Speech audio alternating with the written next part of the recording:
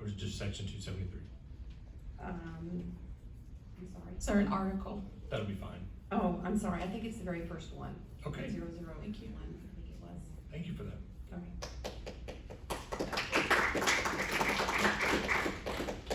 Would ask those in attendance to please hold your applause. Appreciate your excitement and thank you for being here, but if you would please refrain from applause after our speakers. Our next speaker is going to be Mr. David Kemp. Welcome, sir. Thank you for joining us. You have 3 minutes.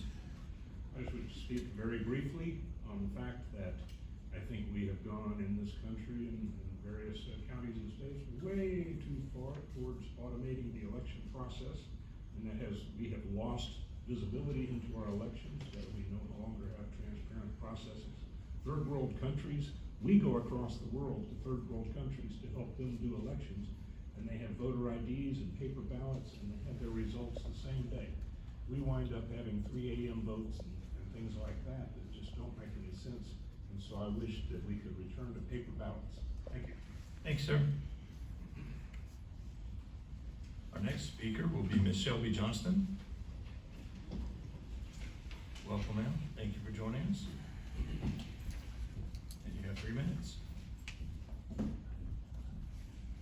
Hi, I'm here to talk about the poll book certifications. According to a document titled Texas Certification Procedures for Election Poll Books, which can be found on the Secretary of State's website, Election Code 31.014, requires an electronic poll book system that is used in a Texas election to be certified annually by the Secretary of State's office. Accordingly, vendors will need to seek recertification of their system on an annual basis, which will become effective on January 1st of the year in which the system will be used. The Secretary of State shows no recertification on our VOTEC voter poll book since 2020. If this proves to be true, then this is a violation of Election Code 31.014. As a citizen of Collin County, I would like you to investigate to see if and when our poll books have been recertified each year after 2020. Thank you, and I look forward for your to your answer. And Thank you, ma'am. Our next speaker will be Ms. Debbie Lindstrom.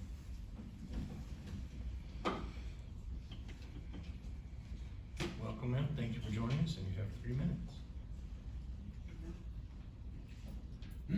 When we have elections, we expect that if a person votes, then there should be a record of that vote, including the time that their absentee ballot was received or when they showed up to vote in person.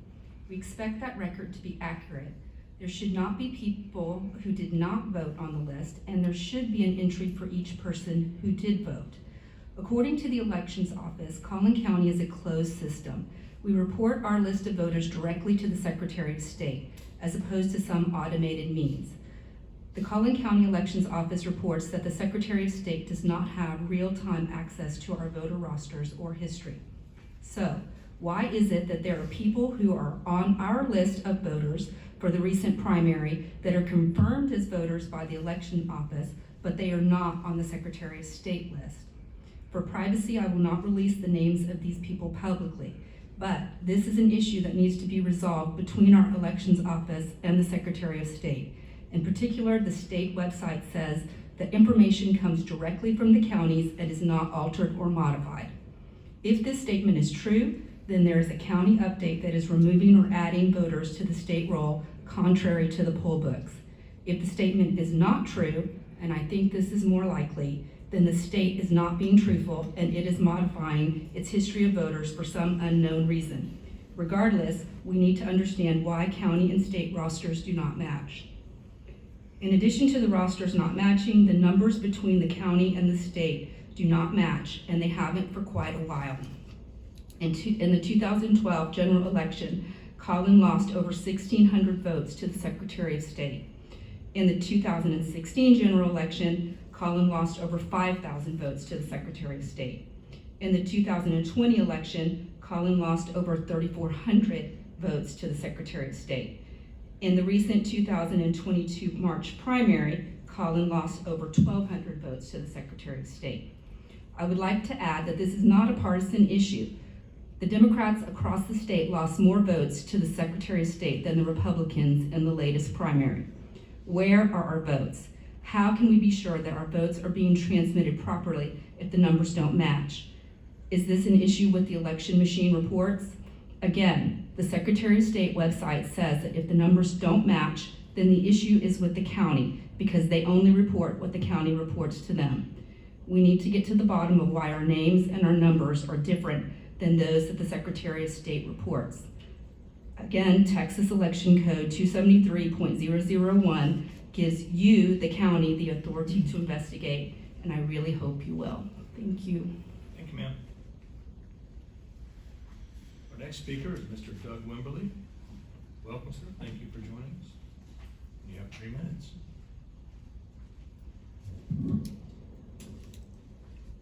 Good afternoon. Again, Doug Wimberley, a 30-year resident of Collin County. I want to start by thanking you all for your service.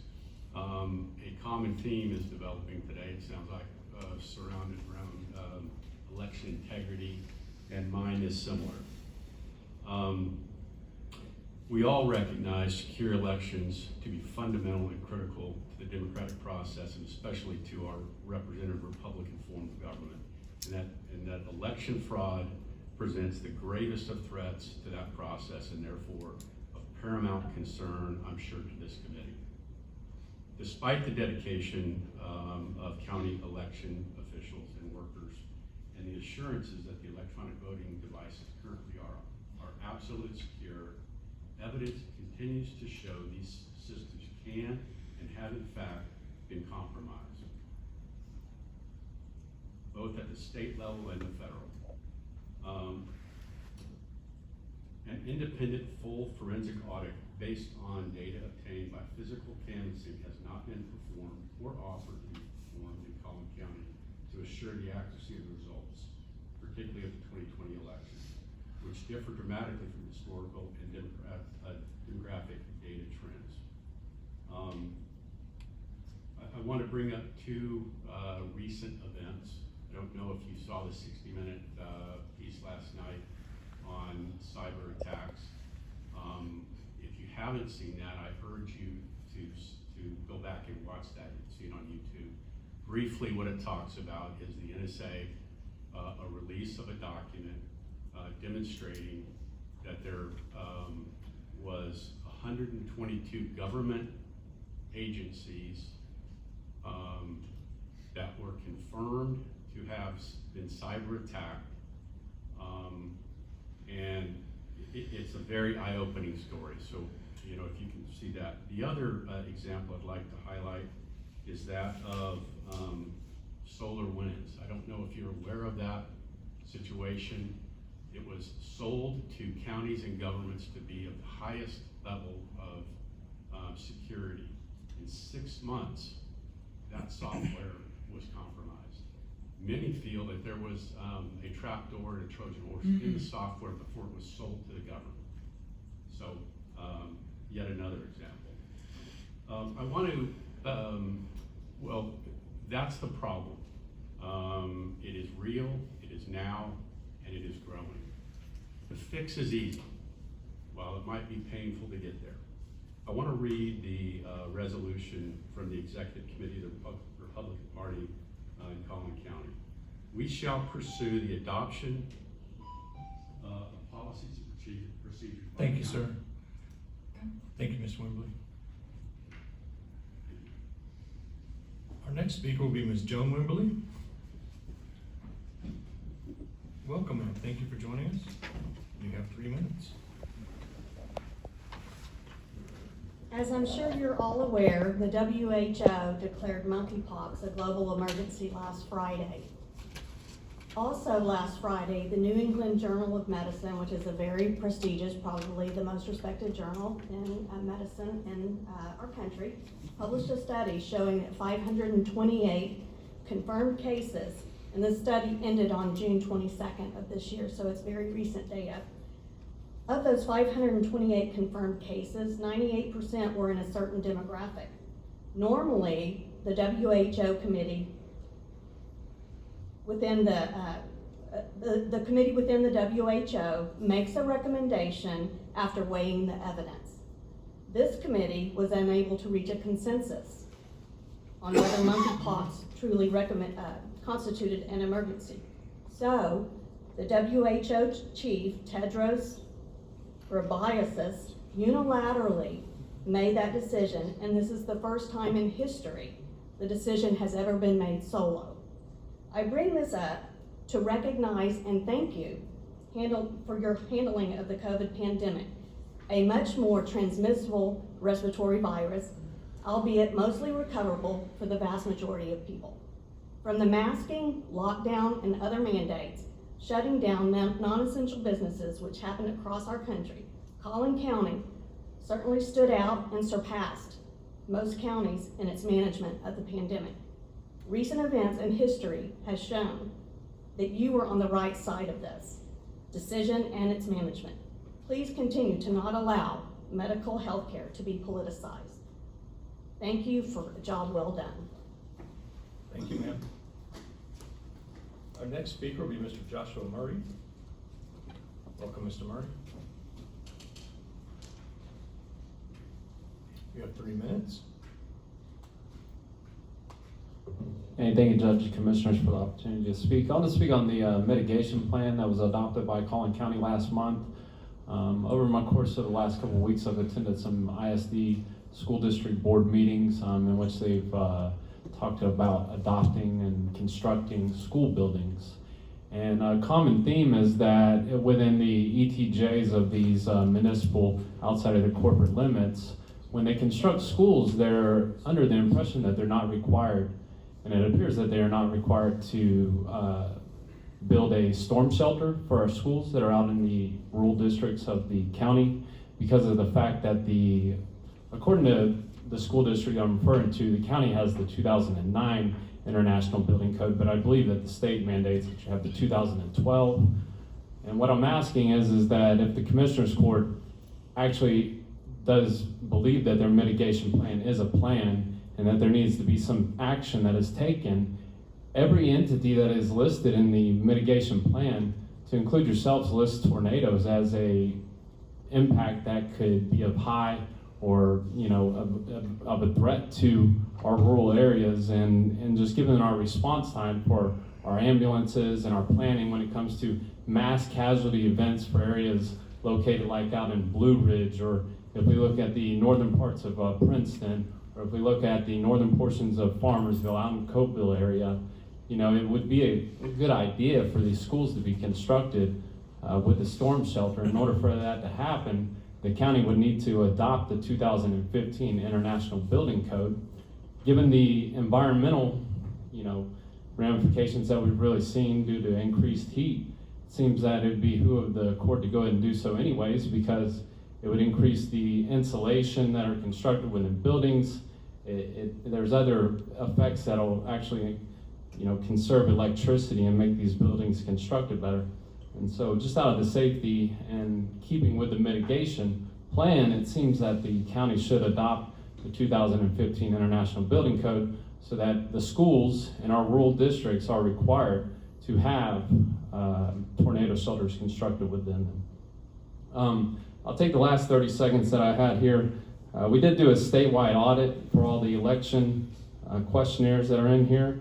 And that audit was for Dallas, Collin, and Harris County, and Tarrant County. And they found 509 potential across duplicate votes. I think that people get confused when it comes to the voter tabulation sheets and the actual people that are casting votes. Once again, I just encourage everybody to go to the Secretary of State's office. They can file complaints there, and investigations will be done by the appropriate authorities to confirm the allegations that were witnessed here. Thank you, sir. Our next speaker will be Mr. Mark Brugge. Welcome, sir. Thank you for joining us, and you have 3 minutes. I would like to start by saying that I'd like to thank the court and everyone here who serves our community so well, including the Sheriff's Department and the Constable. I've spoken about this in the past, but I'm going to bring it up again. We are in a 5th generation unrestricted war with the CCP. John Radcliffe, former Director of National Intelligence, as well as Rick Grinnell, have stated that the CCP have infiltrated all levels of our government, society, including, Rick Grinnell specifically said, including all the way down to the mayors and the governors. Recently, there was a movie released called 2,000 Mules. Maybe some of you have seen it. It has opened the eyes to the American people to a nation-state style coordinated effort to hijack the elections using mail-in ballots. On August 20th of this year, there's a new documentary movie, Election Code. The movie follows Tina Peterson, the county clerk in Mesa County, who made forensic images of her county Dominion voting systems servers only to stumble across evidence of manipulation in recent city council elections and also the 2020 general election. She has made these images available online for everyone to see. Because of her efforts to expose election fraud, she has been targeted by her own local law enforcement as well as federal agents. I'd like to finish by basically saying it's obvious that we have lost faith in our federal agents. They told us that the virus came from a wet market, yet now pretty much every country in the world agrees that it was a biological weapon. They also said after the 2020 elections that it was the most secure election we've ever had. And they keep pushing this narrative. The public is waking up. I want us, as a county, to recognize the threat at hand. It's not a left or right issue. We are fighting against totalitarianism, and we want to maintain a free country. Please take the steps to secure our elections, whatever that takes, whatever the cost. My kids and my grandkids are worth it. Thank you. Thank you, sir. Our next speaker will be Ms. Cynthia Brugge. Welcome, ma'am. Thank you for joining us. You have 3 minutes. First of all, I'd like to thank you for starting with public comment. I really appreciate that. You have to listen to us anyway, and it's just nice to be able to get it out of the way. And some people should have to go to a lot of trouble to get here, and we're asked a lot of times to come and talk about things that are concerning us. When I was on council, I was a little bit of a pain. I was on the Fairview Town Council, and the biggest issue I think that my fellow council members had is that I wanted to talk about things that people had problems with. And whenever, citizens come and speak to you repeatedly, and then it's never on the agenda, and there's never really a discussion where we hear what you have to say, it just feels like we're talking to the wall. And I haven't been here for a few months, because the last time I came, I felt that way. And I came back to support my husband because this election integrity is such an important thing, and he knows that we have to take a stand. I saw our Judge Chris Hill at the 2,000 Mules Heritage Ranch viewing, and I always love seeing Judge Hill. I support you 100%. But we are asking that you guys address this. Don't just sit quietly over there. We want you to put it on the agenda to actually address the things that are being discovered all over the United States. There are issues, or I wouldn't be wasting my time. I'm in a real estate market. It's very, it's a good time to be selling real estate. But I also am concerned about our kids, but I'm mostly concerned about the fact that you guys possess the power. You are the ones who have possessed the power to do something about how we approach our elections. And if you sit and listen and you don't act, then one day, if it turns out that we really are in a nefarious situation where our elections in the coming November, if we're hijacked, which is a very high probability we will be.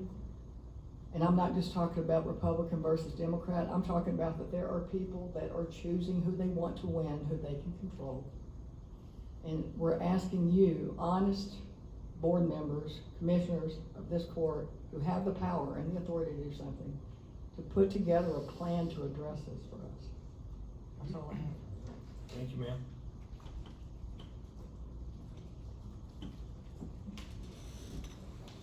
The next speaker will be Leslie Westway.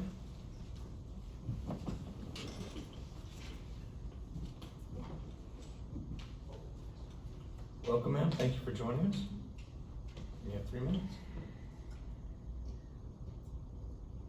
The right to vote is arguably the most important of all our rights as American citizens. However, it's not just the act of voting that is important, but also the integrity of that vote. A republic is based on the idea that its sovereignty rests with we the people.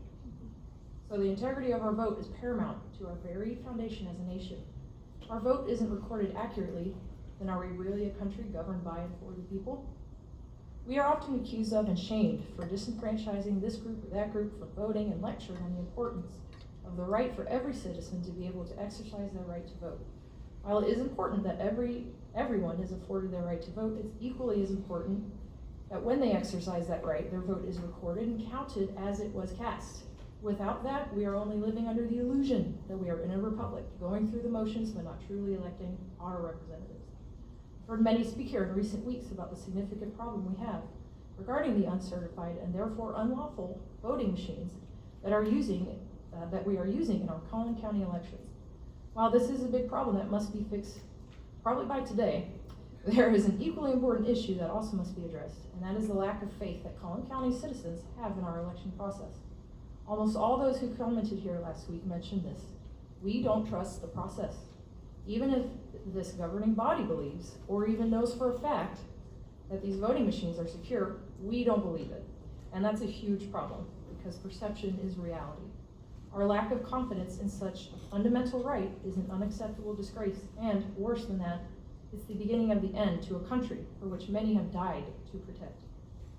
This means that the integrity of our vote should be defended with all the power and might of this Commissioner's Court, as well as our most powerful law enforcement officer, our sheriff, whose authority, as you know, cannot be diminished by those in the legislature, the courts, or by any state constitution. He answers only to we the people and no one else, not even the governor, and certainly not Secretary of State. With that in mind, we the people are asking for this Commissioner's Court, along with our sheriff, to lead the way, as you did during the pandemic by declaring all businesses essential when all others were demanding shutdowns and destroying livelihoods. You stood for the people, you stood for freedom, and the people loved you for it. So will you stand again for us? Will you acknowledge that there is a serious confidence problem and engage with us in meaningful conversations and discussions without excuses, and hopefully come to some possible solutions? Will you take whatever steps are needed to restore faith and confidence in the process by which we elect those who represent us? Getting rid of all illegal voting machines and implementing a methodology to hand count all paper ballots in November would go a very long way toward showing voters that you want full transparency and their complete confidence in the process. There is nothing more important for those who value freedom and the survival of this great republic. Thank you, ma'am. That concludes our public comments for today. At this time, the court is going to recess into executive session under Chapter 551.072 of the Government Code to discuss the acquisition of property for the US 380 bypass. The court will not take any action in executive session, but will return back to open session for any action or any additional discussion. We stand in recess.